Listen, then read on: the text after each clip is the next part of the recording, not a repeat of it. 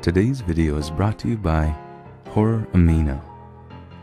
If you love the horror genre and love social media, then Horror Amino is the perfect place to connect with a massive community of individuals who all share a passion for the terrifying and grotesque.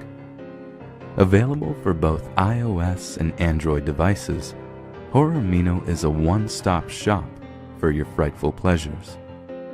Create an account today and take in and share endless amounts of horror videos, top lists, chats, challenges, and even real-time polls, allowing your favorite content creators, like myself, to hear your voice directly by voting on what you want to see in the next video.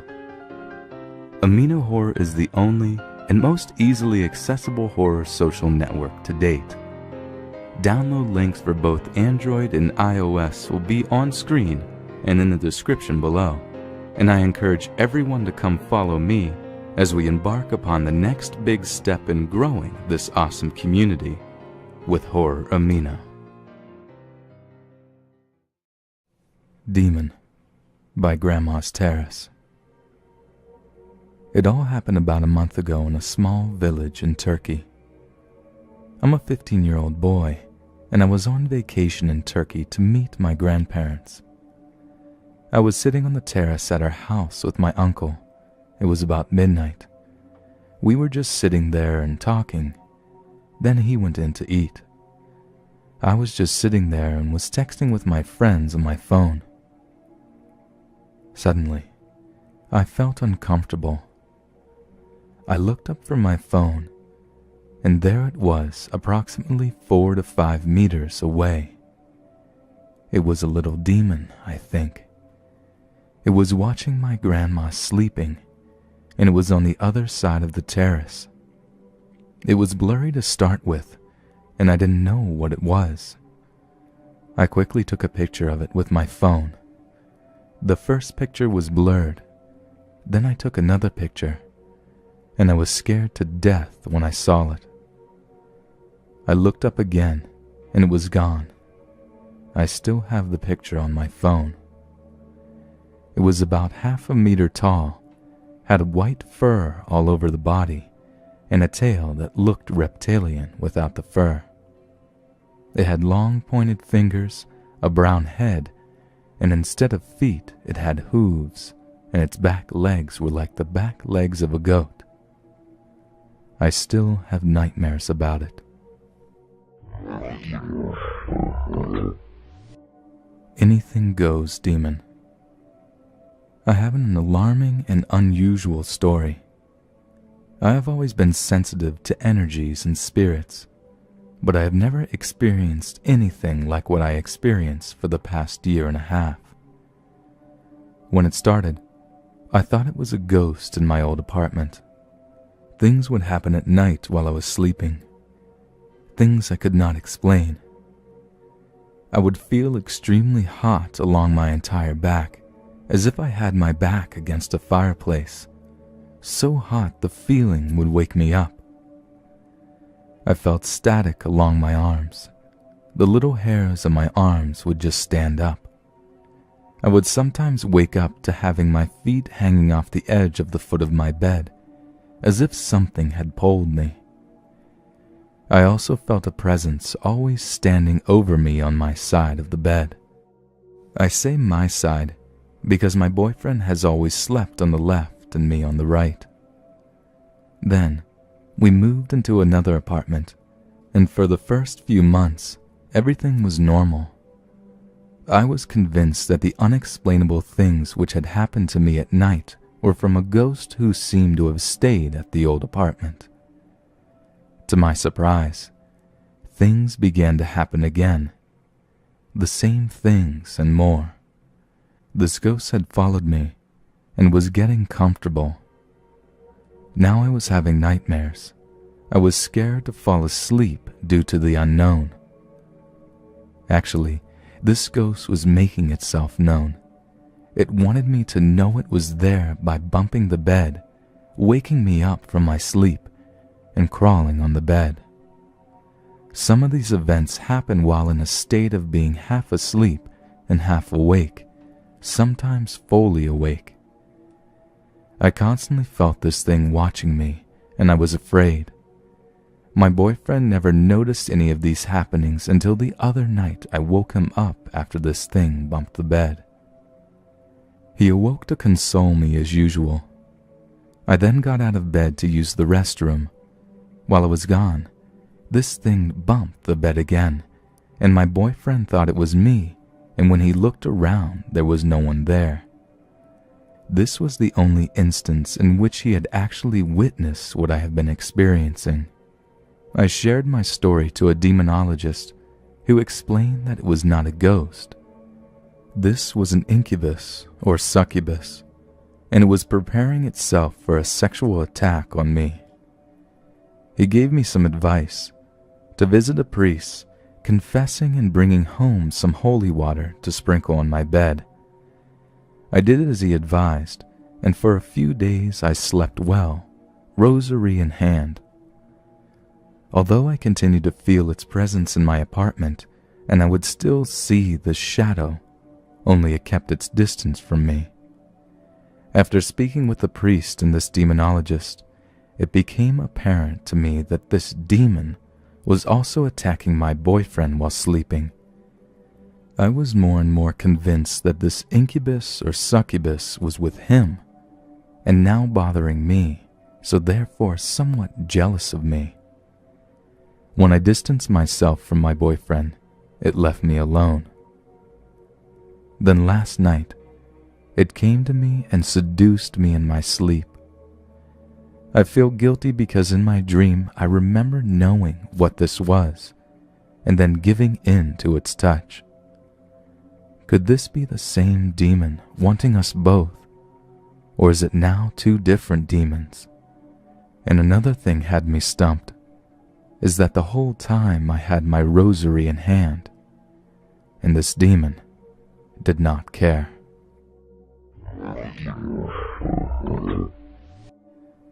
The Beggar. My name is Valia. I'm an engineer and a very scientific person. I analyze everything and try not to give in to believing in paranormal stories. Although I have always been absurdly fascinated by the stuff, I work in a large city where there is a large population of homeless folk wandering about. They all seem to have their own territories as well, and I can recognize them just because they dwell in the same areas all the time. A few weeks ago, I was walking down my usual street to get my car out of the garage.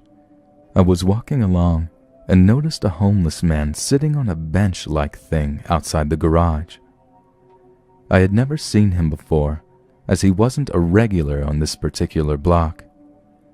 As I passed, he implored, "Please, spare me some change.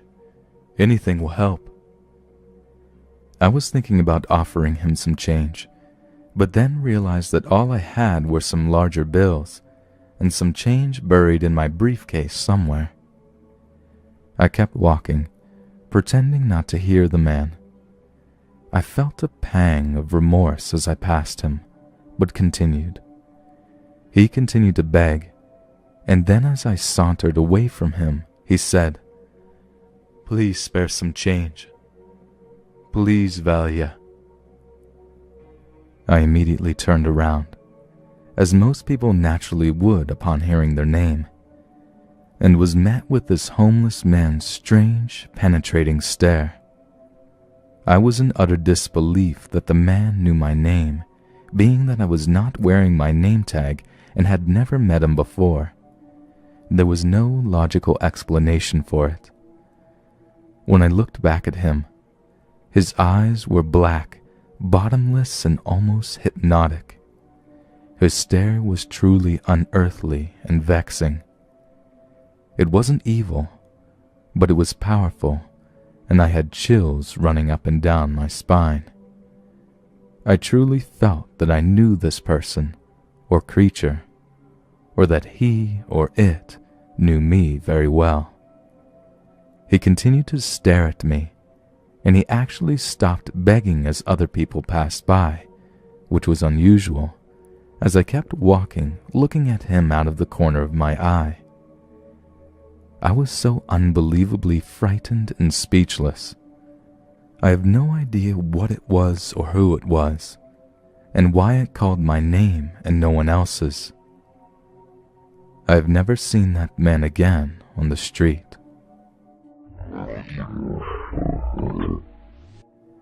Aliens and Demon Terror. I'm a 32-year-old active duty U.S. Army soldier.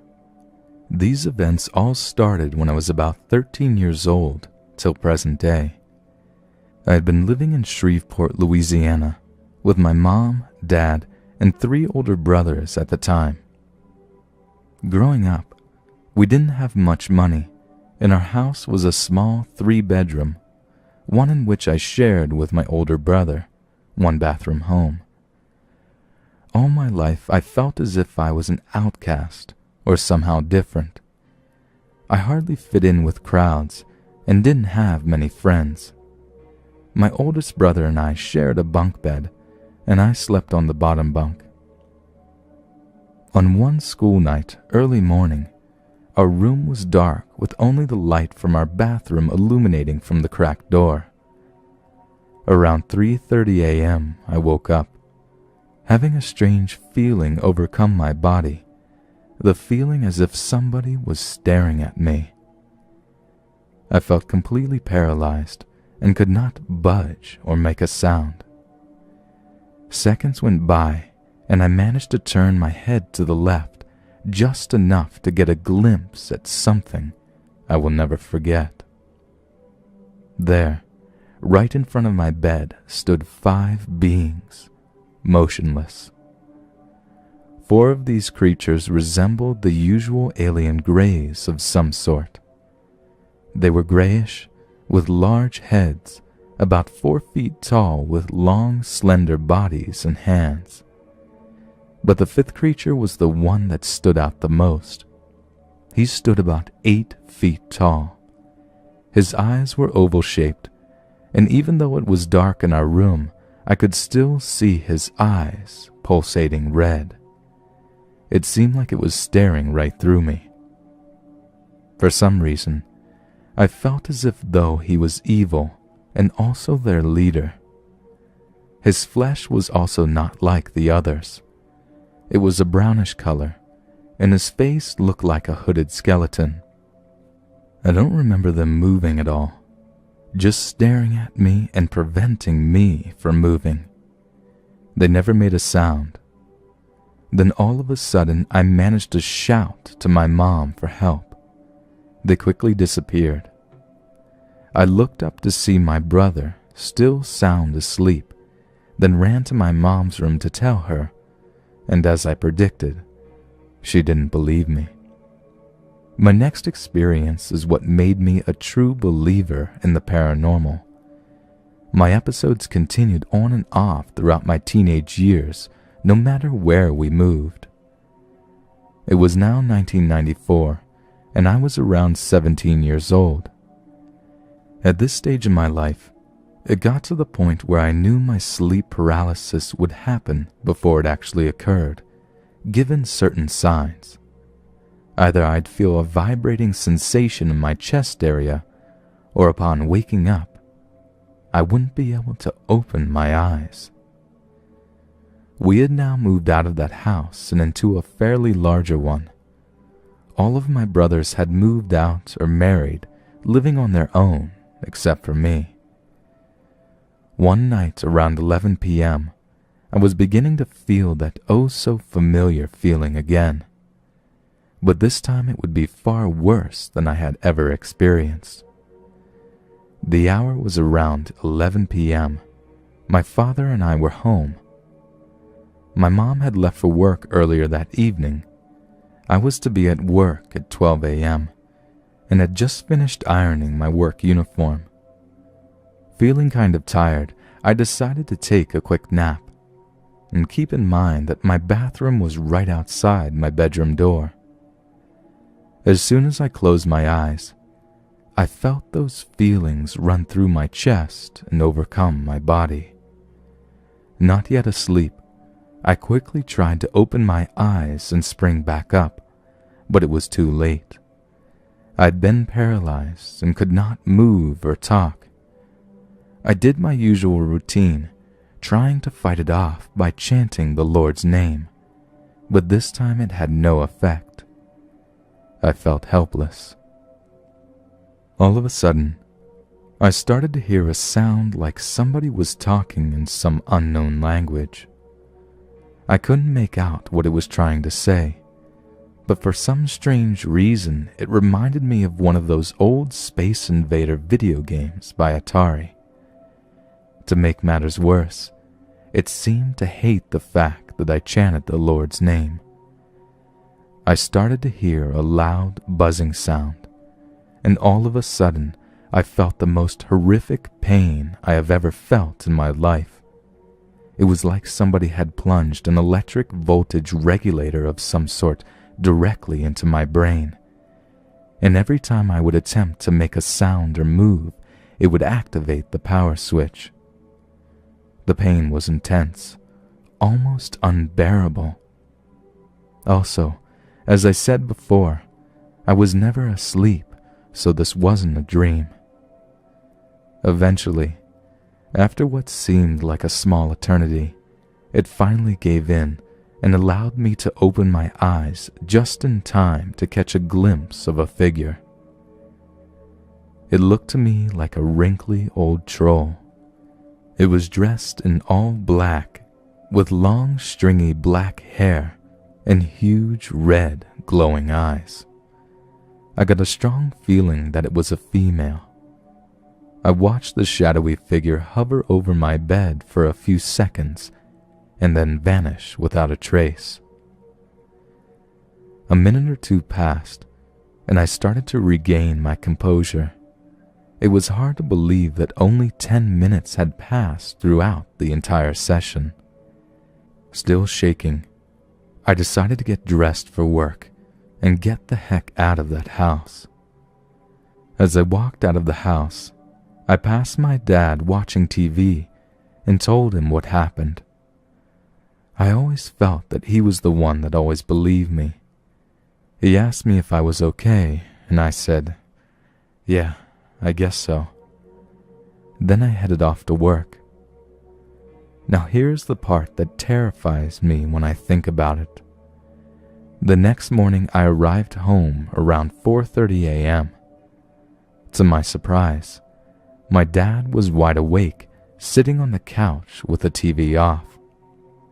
I asked him why he was up so early, staring at the wall.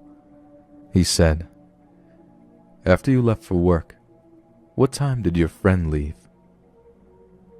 I was speechless for a minute.